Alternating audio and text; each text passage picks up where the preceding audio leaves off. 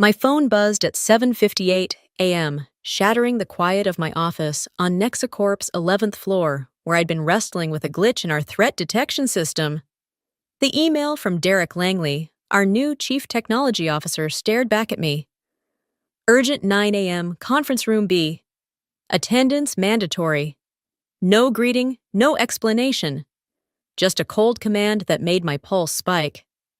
I'm Carol Brennan, 53, lead cybersecurity architect, and after 17 years at Nexacorp, I'd grown used to abrupt meetings. But something about this one, its timing, its vagueness, set my nerves on edge. I brushed it off and returned to my code, unaware that in an hour my world would collapse. Nexacorp is a powerhouse in cloud security, protecting data for 200 clients, banks, hospitals, government agencies. I built their cybersecurity platform from the ground up, starting when the company was just a startup with big dreams. My firewalls, custom encryption, and real-time analytics repel thousands of attacks daily. I didn't just do my job, I made Nexacorp untouchable. Or so I thought. The conference room was stark, the air heavy with tension. Derek sat across from me, 41. His tailored suit and slick demeanor, screaming Silicon Valley. He'd been CTO for 6 months, hired from a fintech giant with a Stanford MBA and a mandate to modernize. Beside him, Lisa, from HR, gripped a manila folder, her smile strained. I sat calmly, hands folded, but my pulse quickened, sensing the ambush. "Carol, we've reviewed the budget," Derek said, his tone clipped, a faint smirk playing on his lips. "We can hire 3 junior engineers for your salary. It's not personal, just cost-cutting." The words hit like a punch, sharp and deliberate. 17 years late nights, stopping breaches.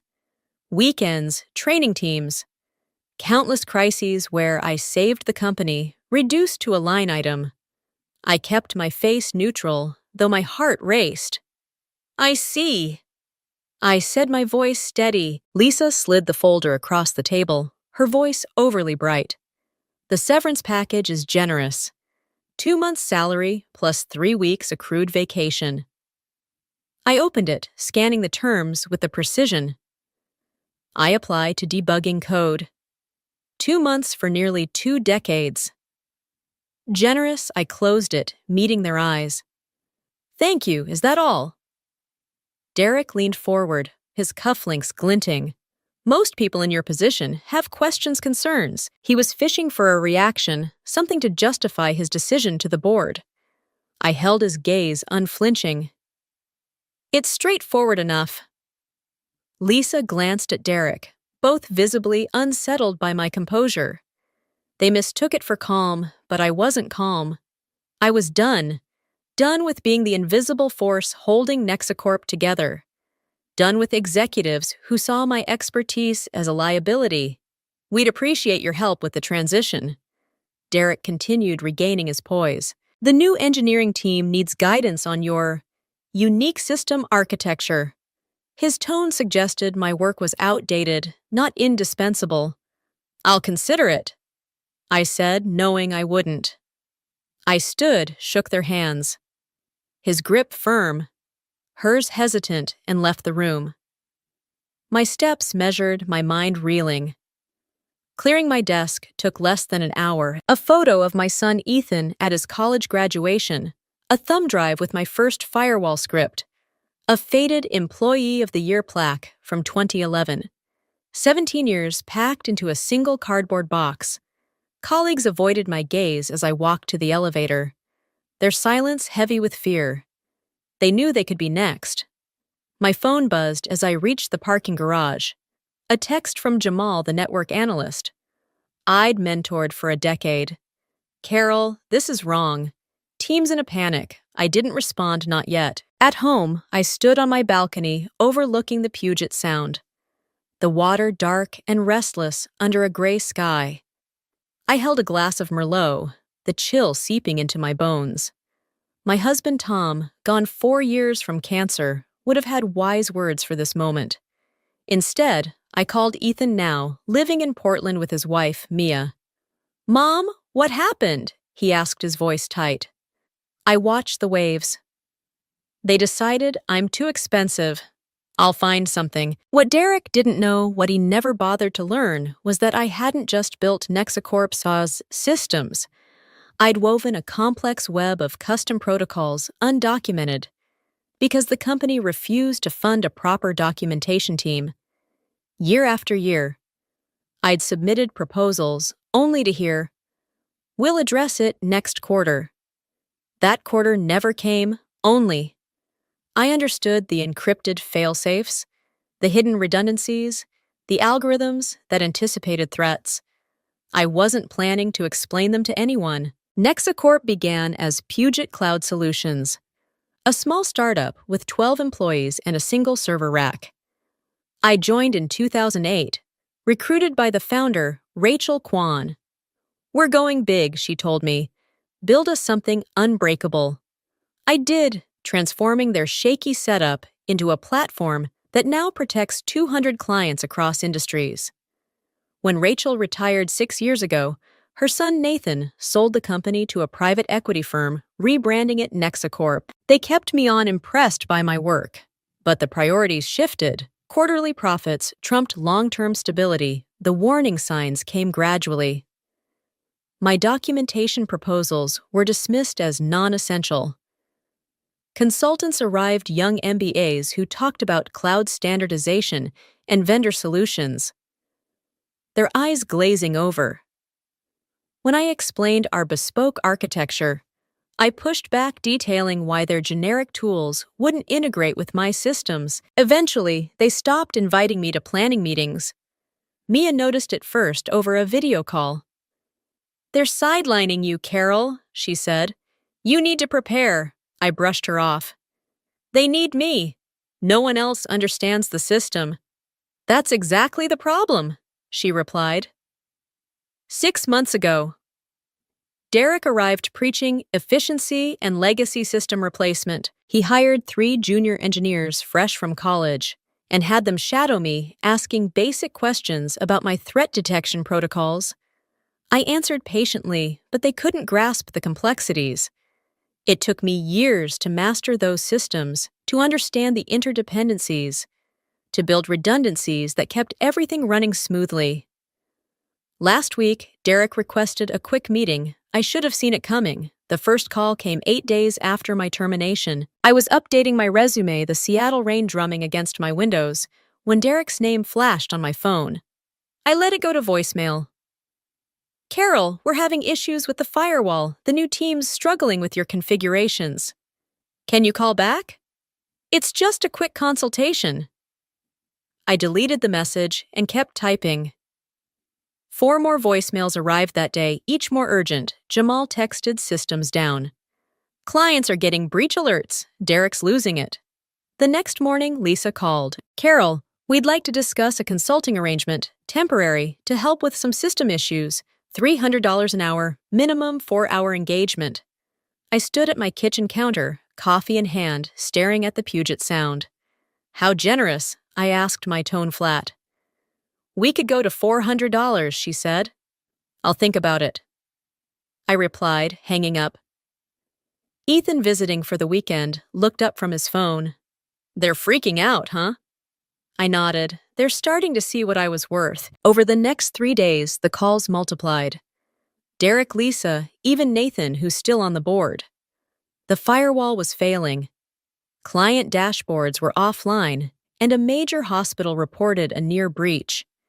Nexacorp's reputation was unraveling. I didn't respond to any of them. On day 5, an email arrived from Cascade Security, a competitor managing 50 clients, but growing fast. Their CTO, Dr. Elena Vasquez, wrote, "Carol, your work at Nexacorp is renowned. We're building a next-generation security platform and would like to discuss opportunities." I replied, scheduling a meeting for the next day. That evening, as I cooked dinner with Ethan, simple pasta, nothing fancy, the doorbell rang. Derek stood on my doorstep, rain-soaked, his usual polish. Gone tie loose hair, damp. "Carol, I'm sorry to show up unannounced. The system's in chaos. Clients are threatening to leave. The team can't figure it out. I leaned against the doorframe, arms crossed. That sounds serious. It's a disaster, he said, his voice tight. The board's authorized $600 an hour, whatever it takes. I thought of the cardboard box in my hall, the years of rejected proposals, his smirk in that conference room. I have an interview tomorrow, I said. Something will turn up. I closed the door, his stunned expression lingering as I returned to the kitchen. Ethan grinned. You're a badass, Mom. For the first time since they fired me, I felt a flicker of peace. Not triumph, but clarity.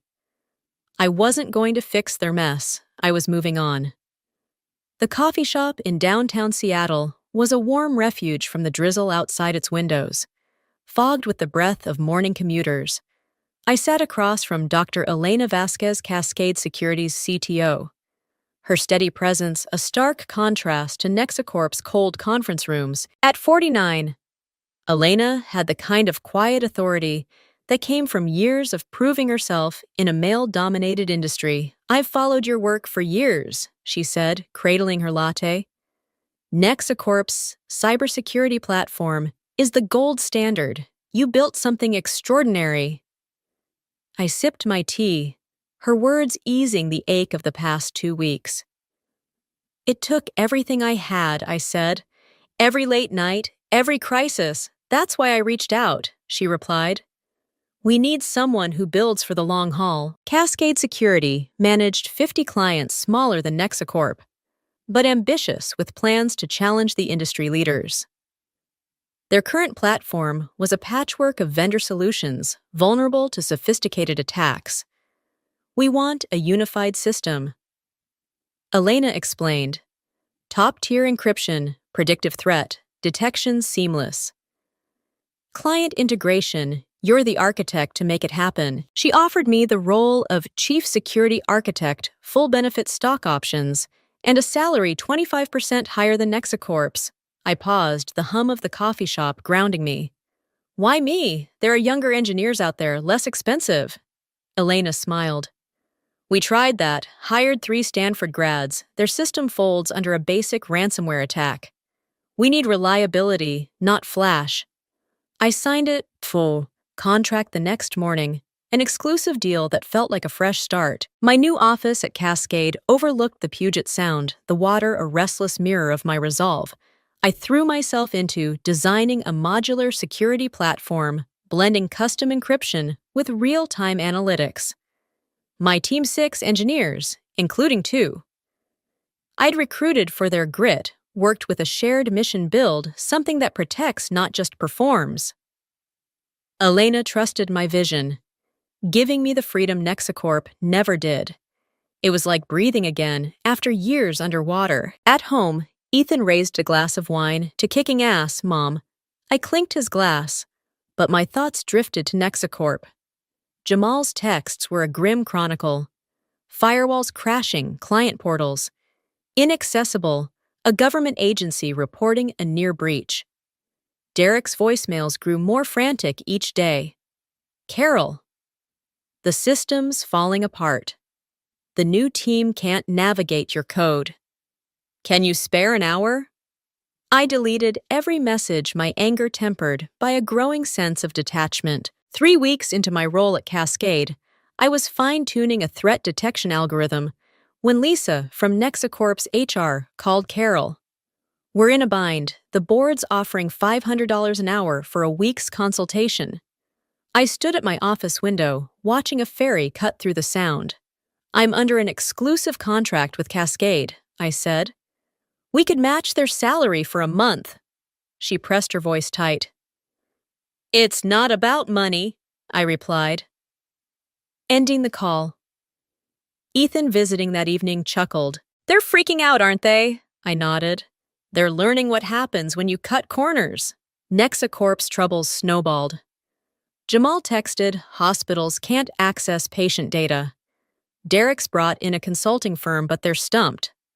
I wasn't surprised.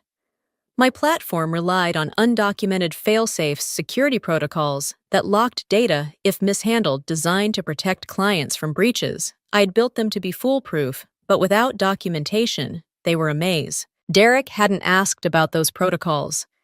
He'd barely listened when I tried to explain.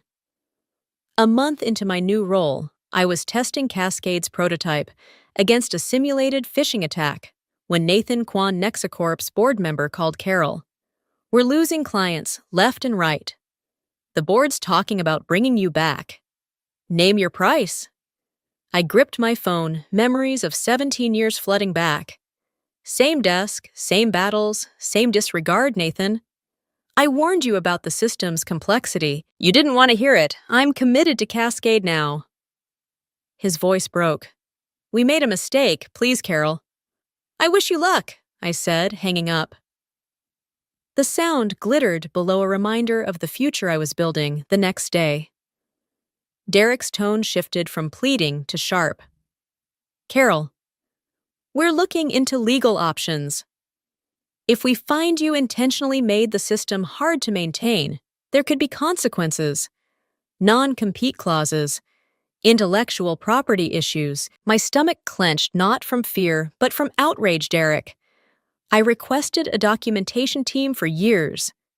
Every denial is documented. The system's exactly as I left it. Nexacorp's property per my contract. My lawyer's on speed dial. I hung up my hands trembling. The accusation of sabotage. A final slap at Cascade. I was building openly. Every protocol documented. Every engineer trained Nexacorp could wrestle with its own recklessness. That evening, I met Jamal at a bar near the waterfront, the Puget Sound dark beyond the windows. He slid into the booth, looking worn. "Nexacorp's a mess," he said, nursing a beer. "They've lost access to 2 years of client data. The backups are locked." I raised an eyebrow. My backup protocols required precise steps. Miss one, and the data sealed itself to prevent unauthorized access. "That's not all." Jamal continued pulling out his laptop. He showed me emails he'd found in Nexacorp's archives dated months before my termination. Derek had pitched a legacy staff reduction plan to the board targeting me first. "Brennan's platform is overly complex," he wrote. "We can replace it with vendor solutions and junior hires, saving $1,008 million annually." Another email revealed the private equity firm's plan to sell Nexacorp within a year with Derek's cuts, designed to boost the valuation. I read the emails, a cold weight settling in my chest. "They didn't just fire me," I said. "They gutted the company to make it look profitable?" Jamal nodded. "And it's blowing up in their faces. The consultants say it'll take a year to fix." I thought of the hospitals, their patients' data trapped by Nexacorp's greed. "What's next for you?" I asked. Jamal grinned. "Any openings at Cascade for a network analyst, I promised to talk to Elena." The betrayal stung, but it clarified something. Derek's words, "Brennan's made herself indispensable by design," were a twisted acknowledgement of my work. They'd planned my exit to polish Nexacorp's books, only to discover the system was me. I wasn't reveling in their failure. I was too busy building something better. That night on my balcony, the Puget Sound shimmering under a crescent moon, I felt a shift, not vengeance but purpose. I'd prove my worth at Cascade and let Nexacorp's collapse be its own lesson. A week later, I was in my office reviewing a successful test of Cascade's platform when Elena called me in. First Union Bank reached out. She said, her eyes bright. "They're pulling out of Nexacorp. They want to know if we can handle their portfolio." First Union managed $8 billion in assets across 25 branches, a massive leap for Cascade. "We're not ready," I admitted. "The platform's strong, but it needs 4 months to scale that big." Elena leaned forward. "They're offering to fund infrastructure and give us 12 weeks. Can we do it?" I outlined the needs. 4 senior engineers dedicated servers, a phased rollout. "It's ambitious," I said. "But possible." She nodded. "Get me a plan." That night, I stayed up late sketching system diagrams and testing scenarios. First Union's clients couldn't afford downtime. Every glitch risked their trust. By morning, I had a blueprint, a staged migration starting with their smallest branch, with full documentation and team training to ensure stability. Elena approved it, noting my emphasis on documentation. Nexacorp's failure, I said. We won't repeat it. As we prepared, Nathan emailed again. Carol Derrick's gone. The board regrets letting you go. First, Union's departure will sink us. If you'd consider returning, the doors open. I didn't reply. My focus was Cascade First Union, and a system that would outshine Nexacorp's value. I'd learned isn't always visible until it's gone. I was proving mine every day, and that was enough. 7 weeks into my role at Cascade Security, I was finding my rhythm. My office, a sunlit corner overlooking the Puget Sound, buzzed with energy. New servers humming, my team of 8 engineers coding with precision. I'd built a security platform that was starting to make waves, bulletproof encryption, predictive threat detection, and client dashboards that stayed up under pressure. It wasn't just a system, it was a commitment to doing things right. A stark contrast to Nexacorp's corner cutting. Elena Vasquez, Cascade's CTO, dropped by during a team meeting. "You're setting a new benchmark, Carol," she said, her smile warm. I nodded, but my focus was on the work. Every documented protocol, every tested algorithm was a step towards something lasting, something Nexacorp never valued. Nexacorp's downfall was becoming tech industry gossip. Jamal, my former colleague and network analyst, kept me updated via text. Client portals were crashing. Ransomware alerts were surging, and a major bank had blasted Nexacorp's unstable infrastructure on Twitter. Derek Langley, their CTO, had hired a high-priced consulting firm from San Francisco, but they were floundering, unable to navigate my undocumented failsafes. I'd spent years warning Nexacorp that skipping documentation was a disaster waiting to happen. Now their 200 clients' hospitals, banks, government agencies were caught in the fallout of their arrogance. One rainy afternoon, Jamal showed up at my office, a USB drive in hand, and a tense look on his face. "You need to see this," he said, pulling up a chair. Over coffee, he opened a folder of emails he'd pulled from Nexacorp's archives before he quit. They were from 10 months ago, well before my termination. Derek had met with the board, pitching a cost optimization strategy that targeted overpaid senior staff. My name led the list. Brennan's bespoke platform is a liability, he wrote. Its complexity demands her presence, inflating costs. Off-the-shelf vendor solutions and junior hires can save $2 million annually. The board had signed off, seduced by the numbers. Another email dropped a heavier blow. The private equity firm that owned Nexacorp was planning to sell the company by year's end, and Derek's cuts were designed to make it look leaner for potential buyers. I stared at the laptop, my coffee untouched, a cold weight settling in my chest. They didn't just fire me, I said, my voice low. They gutted the company to dress it up for a sale. Jamal nodded, his eyes dark. And it's blowing up. First Union Bank's on the verge of pulling out. The consultants say a full rebuild could take 18 months. I thought of First Union's clients. Their trust shattered by Nexacorp's greed, their financial data at risk. "What's next for you?" I asked. Trying to shift the mood. Jamal managed a half smile. "Got room at Cascade for a network analyst. I promised to talk to Elena." My mind still reeling from the emails. The betrayal wasn't shocking, but it cut deep, a slow, aching wound. Derek's words in one email haunted me. Brennan's made herself indispensable by design, not necessity. It was a backhanded nod to my work, but it clarified their game plan. They'd targeted me to make Nexacorp look profitable, only to discover the system relied on me. I wasn't gloating. I was too busy at Cascade building a platform that prioritized clients over quarterly reports. But the truth sharpened my resolve to prove them wrong. That evening, Derek called his usual slick tone gone, replaced by a raw edge. "Carol, we're drowning. First Union's threatening to terminate their contract. The board's grilling me. Please, we need your help." I stood on my balcony, the Puget Sound churning under a stormy sky, rain tapping my jacket. "Derek, I warned you for years about the system's complexity. You ignored me. Now you're paying the price." "Name your price," he begged, his voice cracking. "It's not about money," I said, my tone firm. "It's about respect for the work, for the clients you put at risk." He went quiet, then said, "You knew this would happen. You made it impossible without you." "No," I snapped. "I built a system to protect clients.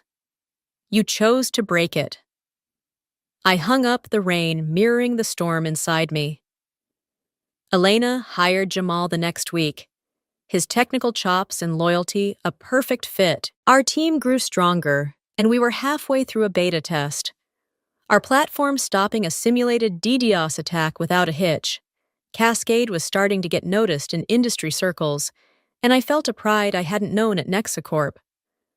Meanwhile, Nexacorp's troubles deepened. Jamal shared that 3 years of client data was inaccessible, locked by my security protocols to prevent breaches. The consultants were projecting 2 years to recover, and tech blogs were tearing Nexacorp apart. I didn't revel in their failure, but I felt a quiet certainty. Choices have consequences, and they'd made theirs. One brisk morning, Elena called me into her office. First Union Bank reached out. She said, her eyes bright with opportunity. "They're done with Nexacorp. They want to know if we can handle their portfolio." First Union managed $8 billion in assets across 25 branches. A massive leap for Cascade's 50-client roster. "We're not ready," I admitted, running mental calculations. "The platform's robust, but it needs 6 months to scale to that level." Elena leaned forward, undeterred. "They're offering to fund infrastructure upgrades and give us 12 weeks. Can we pull it off?" I outlined the requirements. 4 senior engineers, dedicated servers. A phased rollout to minimize risk. "It's a stretch," I said, "but it's doable." She nodded. "Get me a plan by tomorrow." That night, I stayed up past midnight drafting system architectures and running stress tests. First Union's clients couldn't afford downtime. Every glitch risked their financial security, their trust. By dawn, I had a detailed blueprint, a staged migration starting with their smallest branch, with every protocol documented and every engineer trained to handle issues. I included a timeline, resource needs, and a risk mitigation strategy, emphasizing documentation at every step. Elena reviewed it that morning, her approval immediate. "This is thorough," she said, pointing to the documentation section. "Nexacorp's mistake," I replied. "We won't repeat it, as we prepared." Nathan Kwan emailed again. "Carol, we're sorry for how we handled your departure. The board was misled about your platform's importance. Derek's gone, but First Union's exit will destroy us. If you'd consider returning, we'd welcome you." I archived the email without a response. My focus was Cascade First Union, and a system that would outshine Nexacorp's. I wasn't going back to a place that had discarded me. A week later, Jamal pulled me aside after a team huddle, his expression serious. "There's more," he said, lowering his voice. He showed me another email, this one from the private equity firm to Derek, sent a year ago. They directed him to streamline operations to boost Nexacorp's sale value, explicitly targeting legacy staff like me. My platform's complexity was flagged as a buyer concern, and they'd ordered Derek to replace it with scalable vendor solutions. It all fell into place, the push for generic tools, the refusal to fund documentation, the rush to swap me for cheaper hires. It wasn't about modernizing. It was about making Nexacorp a shiny product for a quick sale. I leaned back at the truth sinking in like a cold tide. They didn't care about the clients, I said, or the system's integrity. Jamal shook his head. And now they're losing it all. First Union's exit is just the start. 2 more banks are on the fence. First Union accounted for 30% of Nexacorp's revenue. Their departure would gut the company, especially with a sale looming. I felt no joy, only a steely resolve to keep building. Cascade was my future, and I was done with Nexacorp's wreckage. That evening, I stood on my balcony, the Puget Sound glowing under a rare clear sky. Ethan called his voice full of pride. "Mia says, you're unstoppable, Mom. You're killing it." I smiled, thinking of Tom, of the years I'd poured into Nexacorp, of the clarity I'd found since leaving. Value isn't always seen until it's gone. But I was proving mine every day at Cascade with my team for clients who deserved better than Nexacorp's betrayal. Their failure wasn't my burden. It was their lesson, and I was through teaching it. 12 weeks to onboard First Union Bank's $8 billion portfolio was a deadline that could break a lesser team. But it lit a fire under us at Cascade Security. Our office was alive with urgency. New servers spinning up, my team of 10 engineers coding through lunches. Jamal's data migration tools cutting through complexity like a knife. I designed a scalable security platform with client trust at its core. Unbreakable encryption, real-time threat detection, and redundant fail-safes to ensure zero downtime. Every night I reviewed code, ran stress tests, and documented every protocol. Nexacorp's collapse was a constant reminder. No shortcuts, no single points of failure. Halfway through the project, Elena Vasquez called me into a meeting. Marcus Tate, First Union's CEO, sat across from her, his handshake firm and his gaze direct. "You're the architect?" he asked. "Sizing me up. Elena says you're building something that won't buckle." I nodded, meeting his eyes. "That's the goal. No client left vulnerable." Tate leaned back, his expression serious. "I know you were at Nexacorp. Their system's a disaster, portals offline, data locked. We can't risk that." I held his gaze, my voice steady.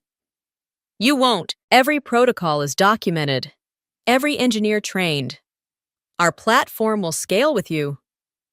He nodded, a faint smile breaking through. "Good, we're counting on you." The first phase of the rollout targeted First Union's Puget Sound branch, $2 billion in assets. 5 offices, we migrated their data over a weekend, and by Monday, clients were accessing portals without a hitch. Our threat detection flagged a phishing attempt within hours, neutralizing it before it spread. First Union's board was thrilled, approving the remaining 20 branches ahead of schedule.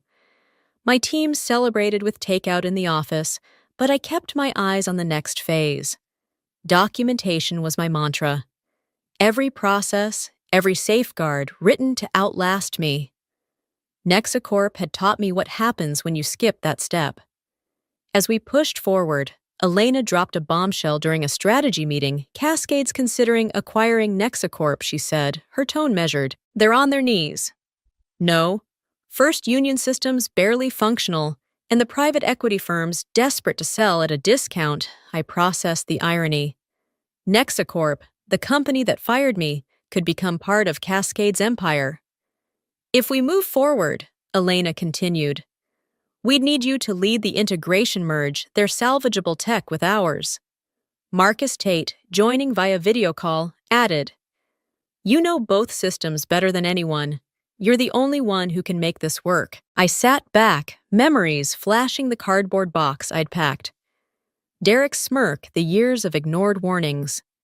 The idea of touching Nexacorp's wreckage stirred a mix of dread and determination. "I'd consider it." I said, my voice calm but firm. "On one condition, we do it right. Full documentation, proper training, no cost, cutting corners." Elena nodded, her expression resolute. "We've seen what happens otherwise." "It's your call." Tate agreed, his tone unequivocal. No repeats of Nexacorp's mess. Nexacorp's decline was relentless. Jamal shared updates their consultants had given up, unable to unlock my security protocols.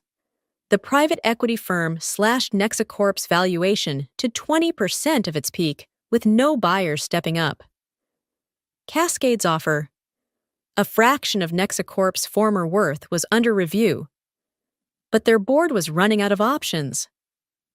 I stayed focused on First Union, but the prospect of integrating Nexacorp felt like closing a circle, not revenge, but proof that expertise matters, that systems built on care endure. We were 10 weeks into the First Union project when Elena called me to her office again. First Union's board is impressed, she said, handing me a report. They're accelerating the timeline, full rollout in 8 weeks instead of 12. I scanned the document, my mind racing. We'll need 2 more engineers and another server cluster, I said, and we'll have to double-shift the team. Elena agreed, authorizing the resources. You're making us a contender, Carol. Keep it up. That night, I worked late refining the migration plan. First Union's clients deserved a system that didn't falter. Every glitch risked their financial security, their trust. I thought of the hospitals Nexacorp had failed, their patient data locked by my protocols, and doubled down on documentation. My team was stretched but focused, fueled by the stakes, and the chance to prove ourselves. Jamal, now a key player, built a tool that shaved hours off data transfers, earning a rare grin from me. "You're making me look good," I told him.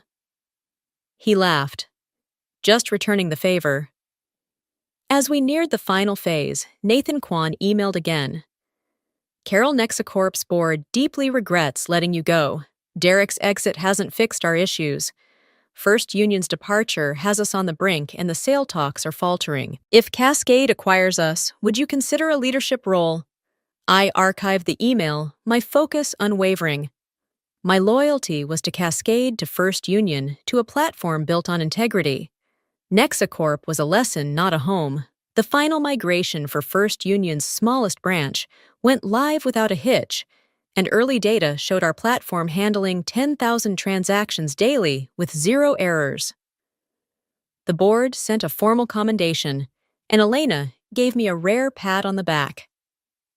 "You're delivering," she said, but I wasn't done.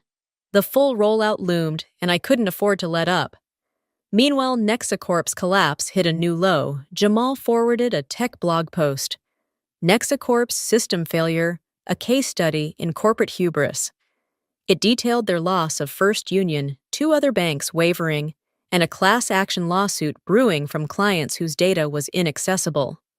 The consultants had thrown in the towel, admitting my fail-safes were impenetrable without source knowledge. I'd designed those protocols to protect clients, not to sabotage, but Nexacorp's refusal to document them had turned my safeguards into their prison. I felt no satisfaction, only a resolve to keep Cascade above such failures. One evening, as I reviewed migration logs, Elena called me into a late meeting. "Nexacorp's board accepted our acquisition offer," she said. "It's a fire sale, 25% of their peak value. We're moving forward, and I need you to lead the integration." She slid a proposal across the desk.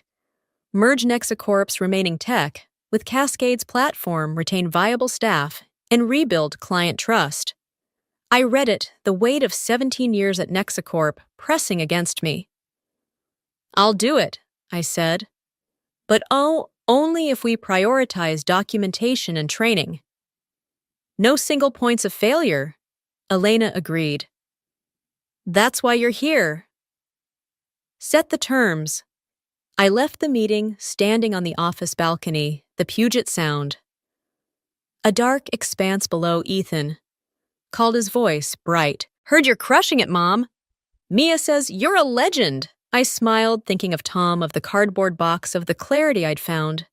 Leading Nexacorp's integration wasn't about going back. It was about showing what they'd lost, building something better from their ruins. I wasn't their savior. I was Cascade's architect, and I'd make sure the job was done right. The First Union rollout was on track, our platform proving its worth daily. But the Nexacorp acquisition added a new layer of stakes. I met with my team the next morning, outlining the integration plan. We're not just merging tech, I said. We're rebuilding trust for clients for ourselves. Every step gets documented. Every engineer gets trained. Jamal nodded, his eyes sharp. We've got this, I believed him. Cascade was my future, and Nexacorp's ashes were just a stepping stone. That night I stood on my balcony, the Puget Sound shimmering under a crescent moon. I thought of the years I'd given Nexacorp the betrayal, the emails that laid bare their greed. Value isn't always seen until it's gone, but I was proving mine every day with Cascade's platform, with First Union's trust, with a team that believed in doing things right. Nexacorp's failure wasn't my victory, it was their reckoning. My victory was in building something that would last, and I was just getting started. 10 months after Cascade Security acquired Nexacorp, I stood in the rebranded lobby of Cascade Integrated Security Solutions. The old Nexacorp logo replaced by Cascade's sleek design. The acquisition had closed at a quarter of Nexacorp's former valuation, a tombstone for their hubris. As Chief Integration Officer, I'd led the merger of Nexacorp's salvageable technology into Cascade's platform, a grueling process that tested every ounce of my resolve. But standing there watching my team move with purpose, I felt something I hadn't in years, pride untainted by betrayal. The First Union Bank rollout had been our proving ground. We'd completed the migration of their $8 billion portfolio across 25 branches. In 9 weeks, 3 weeks ahead of schedule. My platform handled 50,000 daily transactions with zero downtime, catching threats like ransomware and phishing attacks before they could strike. First Union's CEO, Marcus Tate, sent a personal note. "Carol, your system is a game changer. We're staying with Cascade for the long haul."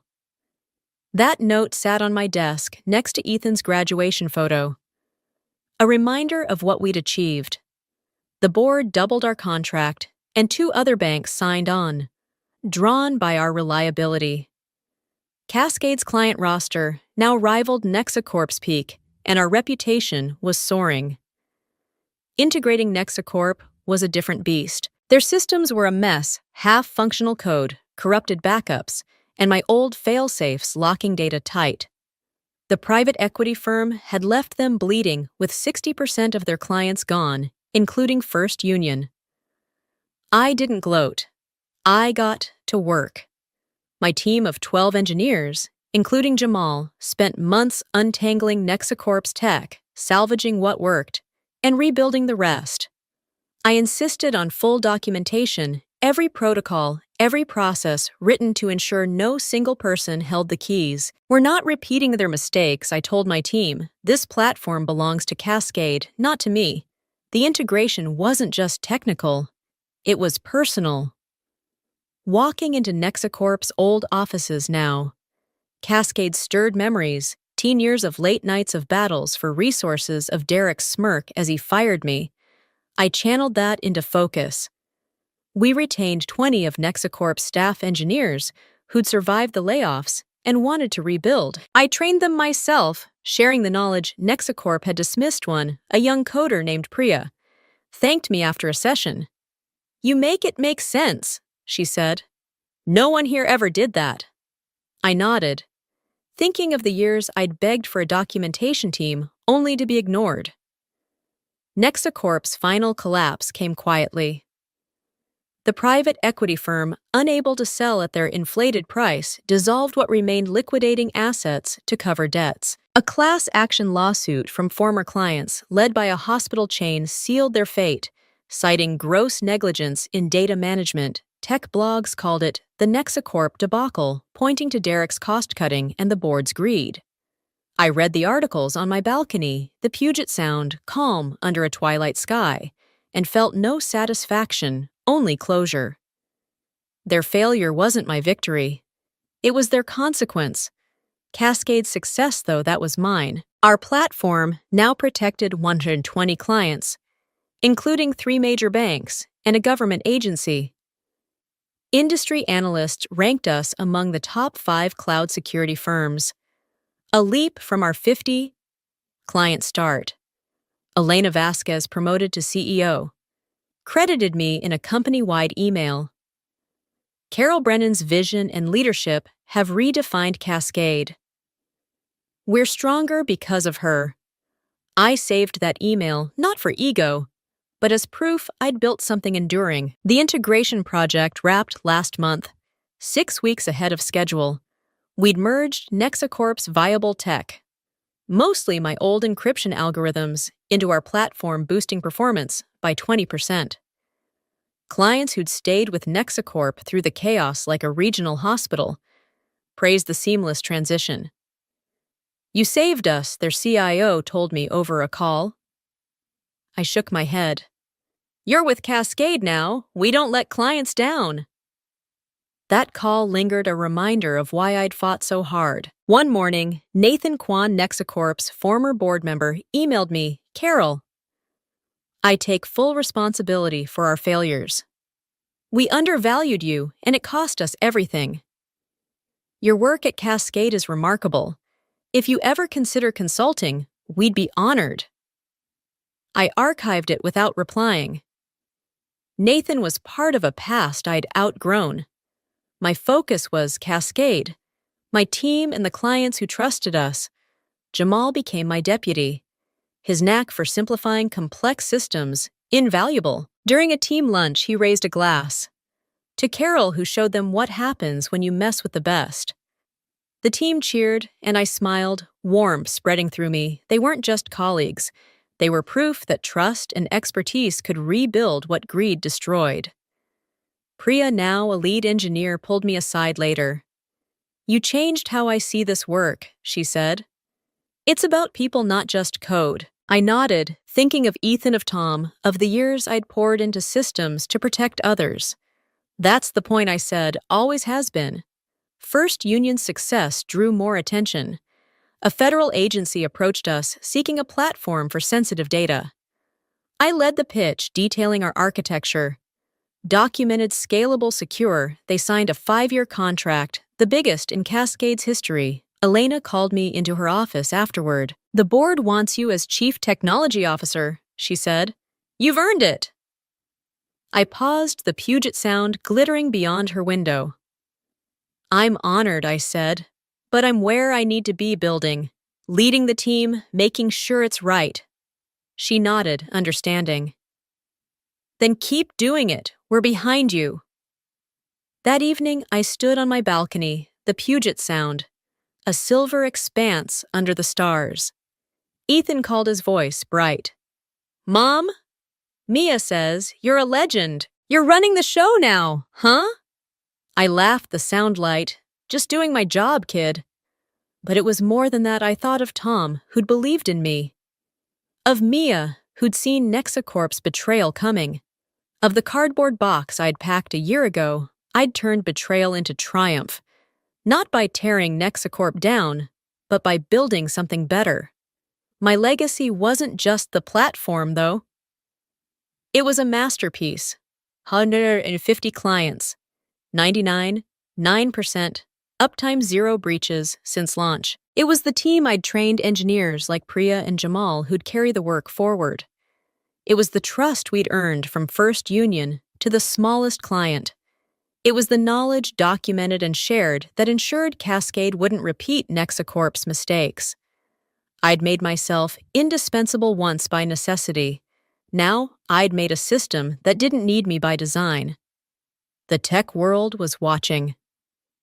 A conference invited me to keynote titled Lessons from Nexacorp, Building Resilient Systems. I accepted, planning to talk about trust documentation and the cost of undervaluing expertise. I wouldn't name Derek or the board. Their failure spoke for itself. Instead, I'd share what I'd learned. Systems are only as strong as the people behind them, and people are only as strong as the trust they're given. One night, as I reviewed the keynote slides, Ethan and Mia visited over dinner. Mia raised a glass, to Carol, who showed them all. Ethan grinned and didn't look back. I clinked their glasses, warmth flooding me. I thought of the emails Jamal had uncovered, the private equity firm's greed, Derek's desperate doorstep plea. They'd tried to erase me, but I'd written a new story. One of resilience of systems that protected of a team that thrived. I stepped onto the balcony, the Puget Sound shimmering below. The rain had stopped the air crisp and clear. I'd given Nexacorp 17 years, and they'd given me a cardboard box. I'd given Cascade 1 year, and they'd given me a future. Value isn't always seen until it's gone, but I'd made mine undeniable, not with vengeance, but with work that spoke louder than their failure. Cascade was my legacy built to last, and I was just beginning. My journey at Nexacorp taught me a truth. I'll carry forever. Your value isn't defined by those who overlook you, but by the work you build and the lives you touch. They tried to erase me, replacing 17 years of expertise with cheaper hires, but I rose through Cascade, through trust, through systems that protect. Every documented protocol, every trained engineer is my legacy. Proof that resilience and skill outlast betrayal. You have that power too. When the world undervalues, you keep building. Keep proving your worth, because your impact will speak louder than their dismissal. Then, I'd love to hear your stories. Have you faced a workplace betrayal or risen above it? Drop a comment below. Your voice matters. If Carol's journey inspired you, share this story with someone who needs to hear it. And to stay updated on more tales of triumph, hit that subscribe button and join our community. Let's keep the conversation going. Together, we can celebrate the strength that comes from standing tall